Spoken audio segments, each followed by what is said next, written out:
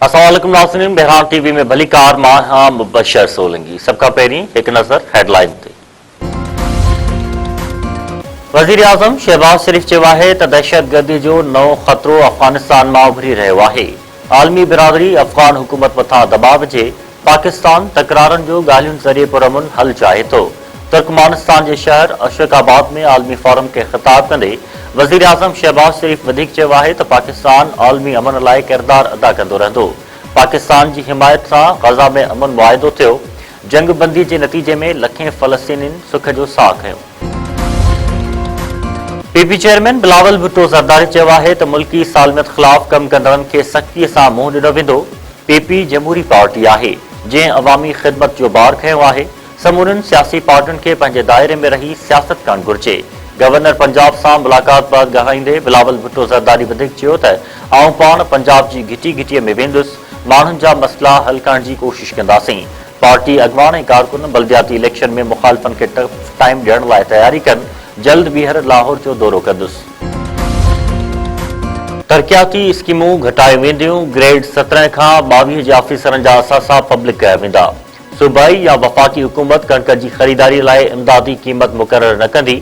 पाकिस्तान कर्ज़ प्रोग्राम लाइ IMF जूं 23 शर्तूं मञी वरितियूं। IMF जो चवणु आहे त हुकूमत यकीन ॾियारियो आहे त शुगर सेक्टर मुकमल तौर रेगुलेशन खां आज़ादु हूंदो।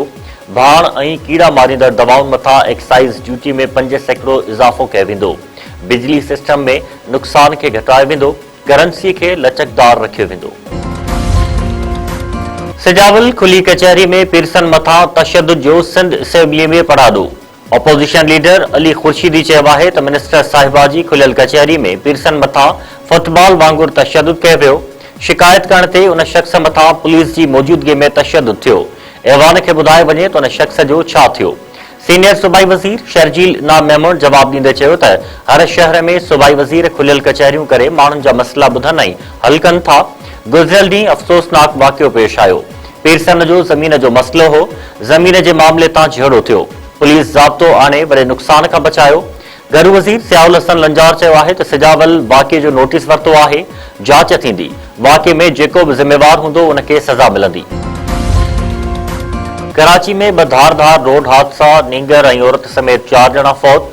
सुपर हाईवे ते बहरिया टाउन भरिसां तेज़ रफ़्तार ट्रक ऐं कार में टक्कर। हादसे में औरत समेत 3 ॼणा मौके ते फौत। कोरंगी वारे इलाइक़े में टैंकर जे टक्कर में 12 वरनि जो ॿारड़ो हयाती विञाए वेठो। ठट्टो वेझो जवाबदार भाउ खे क़त्ल करण बैदि पाण बि आपघात करे छॾियो।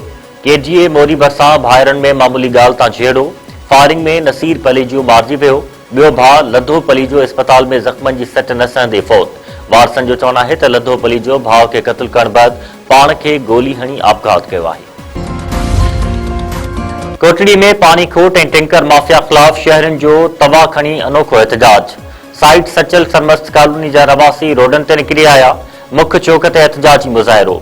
शहरियुनि दाहींदे चयो त पीअण जे पाणीअ खां महरूम ऐं टैंकर माफ़िया जे हथां यरगमाल आहियूं। पाणी लाइनूं बहाल न थियण करे पैसनि ते महांगो पाणी ख़रीद करियूं था। तक जा चूंडियल नुमाइंदा ख़ामोश आहिनि। नोटिस वठी जल्द मसइलो हल कयो वञे।